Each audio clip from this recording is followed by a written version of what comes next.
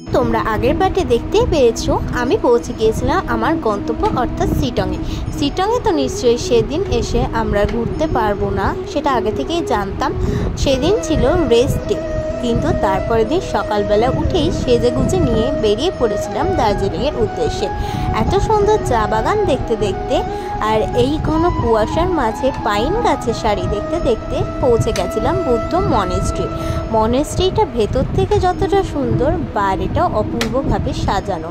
দেখতেই পাচ্ছ, ভেতরটা দেখেই যেন একটা শান্তি শান্তি ফিলিংস আসছে।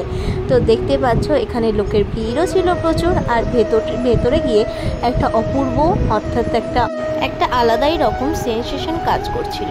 এতদিন আমরা কালীবাড়ি, কৃষ্ণবাড়ি এই বাড়িগুলো তো গেছি, কিন্তু কোনোদিনও না বুদ্ধ মন্দিরে যাওয়ার সুযোগ হয়নি। এই প্রথম গিয়ে মনটা যেন একটা শান্তির জায়গায় চলে গেছিলো, তাই জন্য খুবই খুবই ভালো লেগেছে। আমি তো তোমাদের রেকমেন্ড করব, তোমরা যারা দার্জিলিং যাবে তারা এই বুদ্ধ মনেস্ট্রিটা আরেকবার কিন্তু ঘুরে আসবেই। আর ভেতরে যদি একটু বসার সময় পেতাম তাহলে হয়তো আরও ভালো লাগতো। ভেতরের সাজসজ্জা দেখে তোমরা বুঝতেই পারছো এটা কত বছরের পুরনো। এই সম্পর্কে আমার সেরকম জ্ঞান নেই, অর্থাৎ বুদ্ধদেব সম্পর্কে বা এদের রিচুয়াল সম্পর্কে সেরকম কিছু আমি জানি না, তাই জন্য সেটা নিয়ে আমি এক্সপ্লেনেশন করতে পারলাম না। যদি তোমরা কেউ জেনে থাকো অবশ্যই আমাকে সেটা কমেন্টে বলবে।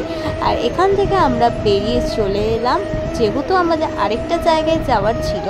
আর এই দেখতেই পাচ্ছ, হঠাৎ করে টয় ট্রেন দেখতে পেয়ে আমরা কিন্তু খুব আনন্দিত হয়ে গিয়েছিলাম। আর আজকের জন্য এই পর্যন্ত, দেখা হচ্ছে একটা নতুন পার্টে।